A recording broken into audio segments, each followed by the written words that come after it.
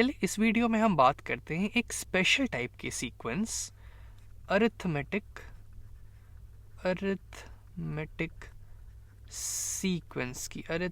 Sequence के बारे में। हम जानते हैं कि आखिर ये क्या होते हैं, क्या यहाँ दिए हुए सीक्वेंसेस अरिथमेटिक सीक्वेंस हैं और इसको हम एक जनरल फॉर्म में, एक जनरल तरीके से कैसे लिखेंगे।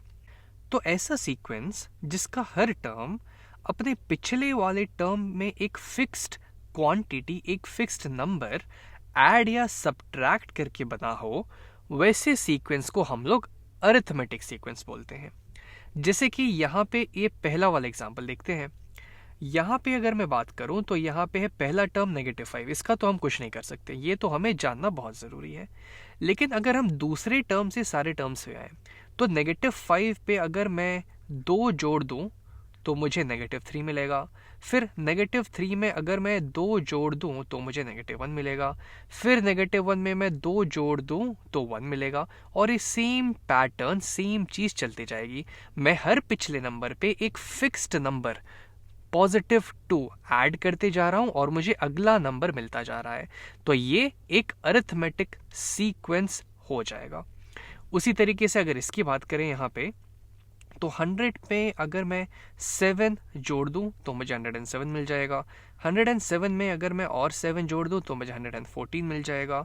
इसमें अगर मैं और 7 जोड़ दूं तो ये 121 मिल जाएगा और ये ऐसे चलता जाएगा। तो इस सीक्वेंस में भी मैं हर पिछले टर्म में एक कांस्टेंट वैल्यू 7 ऐड करता जा रहा हूं और मुझे ये सीक्वेंस मिलती जा रही है। तो ये एक अरिथमेटिक प्रोग्रेशन हो जाएगी। इसकी बात अगर यहाँ पे करें तो यहाँ पे है मेरे पास पहला टर्म 1 में अगर मैं 2 ऐड करूँगा तो मुझे मिल जाएगा 3 में अगर मैं 2 नहीं ऐड कर पाऊंगा, मुझे 3 ऐड करना पड़ेगा, तब मुझे 6 मिलेगा। 6 में अगर मैं 4 ऐड करूं तो 10 मिलेगा। तो यहाँ पे पैटर्न कुछ ऐसा है कि जो चीज़ मैं ऐड करता जा रहा हूँ वो खुद बढ़ते जा रही है। पहले 2 थी, फिर 3 थी, फिर 4 हो गई। अब अगला, इसके बाद लगता है मुझे 5 ऐड करना होगा अगले टर्म तक पहुँचने के लिए। तो ये यहाँ पे 15 दे देगा। लेकिन अरिथमेटिक सीक्वेंस में तो हमने ये कहा था कि एक फिक्स्ड वैल्यू हमें ऐड करनी होती है।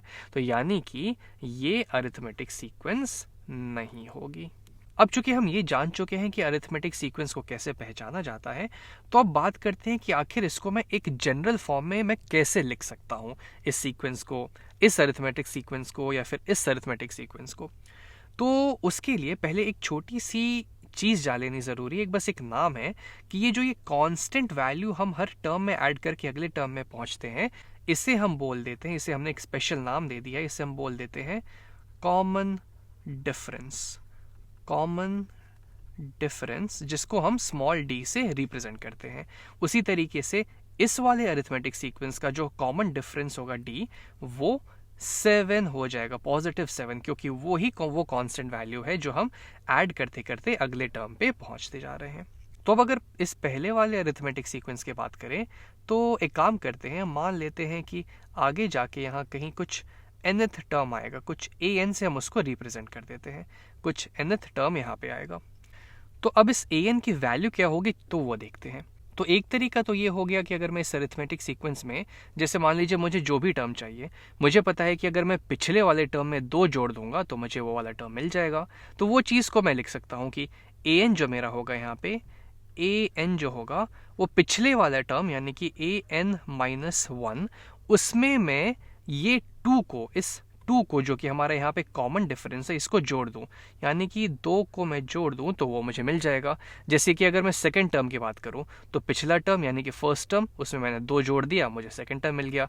सेकंड टर्म में मैंने 2 जोड़ दिया तो मुझे थर्ड टर्म मिल गया। लेकिन ये तभी वैलिड होगी जब हमें फर्स्ट टर्म पता हो, और फर्स्ट टर्म यहाँ पे क्या है, पहला टर्म यहाँ पे है हमारा -5, यानी कि n की वैल्यू कभी 1 हो ही नहीं सकती, n हमेशा 2 से ही शुरू होगा कम से कम। लेकिन चलिए अब इसका हम एक्सप्लिसिट तरीका देखते हैं कि कैसे हम इसको लिख सकते हैं। तो अगर मैं बात करूं कि -5 से मैं -3, अगर मुझे सेकेंड टर्म पे आना है तो मैंने 2 ऐड किया। पहले टर्म से अगर मुझे थर्ड टर्म पे आना है तो मुझे 2 बार 2 को ऐड करना होगा। पहले टर्म से अगर मुझे चौथे टर्म पे आना है, फोर्थ टर्म पे आना है, तो मुझे 1, 2 और 3 बार 2 को ऐड करना होगा। तो उसी तरीके से अगर अब मैं nth टर्म की बात करूं an की, तो उस तक पहुंचने के लिए मुझे पहले टर्म में यानी कि a1 में, और a1 की वैल्यू -5 है, इसमें मुझे n-1 जिस टर्म पे मैं जा रहा हूं उससे एक कम उतनी बार 2 को ऐड करना पड़ेगा। यानी कि 2 को मैं मल्टीप्लाई कर देता हूं n-1 के साथ, 2 टाइम्स n-1, तो ये मुझे an की वैल्यू दे देगा। जैसे कि मान लीजिए अगर मुझे यहाँ पे फोर्थ टर्म जानना था, तो a4, n की वैल्यू यहाँ पे 4 हो गई, तो इसकी वैल्यू हो जाएगी a1 है हमारा -5 पहला टर्म, प्लस 2 टाइम्स n-1, अब n तो हमने 4 रखा है यहाँ पे, तो ये हो जाएगा टाइम्स 4 - 1, और ये कितना होगा -5 प्लस 2 टाइम्स 3 यानी कि -5 प्लस 6 यानी कि +1 के बराबर, जो कि हमें यहाँ पे पता है कि वही है। तो इसका फ़ायदा ये है कि आप आगे किसी भी n की वैल्यू के लिए पता कर सकते हैं कि उस टर्म की वैल्यू क्या होगी। जैसे कि अगर मैं पूछूं आपसे कि 24th टर्म इसका क्या होगा, तो यहाँ n की वैल्यू हो गई 24, तो यहाँ पे डाल के देख लीजिए a1, अब a1 की वैल्यू है यहाँ पे -5 प्लस 2 टाइम्स, जो इसका कॉमन डिफरेंस है 2 टाइम्स n-1, n है 24, तो 24 - 1 यानी कि यहाँ पे आ जाएगा 23, तो इसकी वैल्यू क्या होगी -5 प्लस 2 टाइम्स 23 होता है 46, तो इसकी वैल्यू आ जाएगी 46 - 5 यानी कि 41 के बराबर। तो ये तरीका हुआ एक एक्सप्लिसिट वैल्यू, एक एक्सप्लिसिट तरीके से हमने रिप्रेजेंट कर दिया कि an आखिर क्या होता है। उसी तरीके से अगर इस अरिथमेटिक सीक्वेंस की बात करें, तो इसको तो हम अगर पिछले टर्म के फॉर्म में लिखना चाहे तो हम लिख सकते हैं कि इसका जो nth टर्म होगा, यहाँ पे मान लेते हैं कि ये कुछ आगे जाके इसका कुछ nth टर्म आएगा जिसको हम an से रिप्रेजेंट कर देते हैं, तो यहाँ an की वैल्यू हो जाएगी, पिछले टर्म में हम हर पिछले टर्म में 7 ऐड करते जा रहे हैं, इसका कॉमन डिफरेंस, तो ये हो जाएगा an-1, इसमें हम ऐड कर देंगे इसका कॉमन डिफरेंस d, जिसकी वैल्यू यहाँ पे 7 है, तो मुझे इसका nth टर्म मिल जाएगा। लेकिन अगर अब हम इसको एक एक्सप्लिसिट तरीके से रिप्रेजेंट करना चाहें तो कैसे करेंगे, तो मैं लिख सकता हूँ कि जो an की वैल्यू होगी वो हो जाएगी पहला टर्म जो कि है यहाँ पे 100, तो a1 प्लस nth टर्म पे हमको जाना है, तो हमको उससे एक कम बार यानी कि n-1 बार इस कॉमन डिफरेंस को ऐड करना पड़ेगा। यानी कि अगर मैं इस कॉमन डिफरेंस को n-1 से मल्टीप्लाई करके इसमें जोड़ दूं तो मुझे nth टर्म इसका मिल जाएगा। तो ये हो जाएगा n-1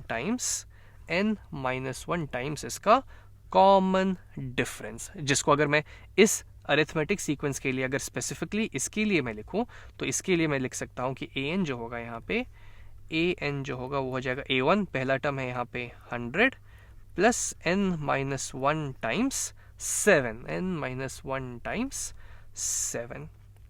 अब जैसे मान लीजिए हमें यहाँ पे फोर्थ टर्म जानना होता, तो n की जगह मैं 4 डाल देता यहाँ पे, n हो जाता है यहाँ पे 4 के बराबर, तो ये हो जाता a4 यानी कि 100 प्लस 4 - 1 यानी कि 3 टाइम्स 7, इसकी वैल्यू क्या हो जाती है फिर 100 प्लस 3 टाइम्स 7 हो गया 21 यानी कि 121 के बराबर, जो कि हमने यहाँ देखा।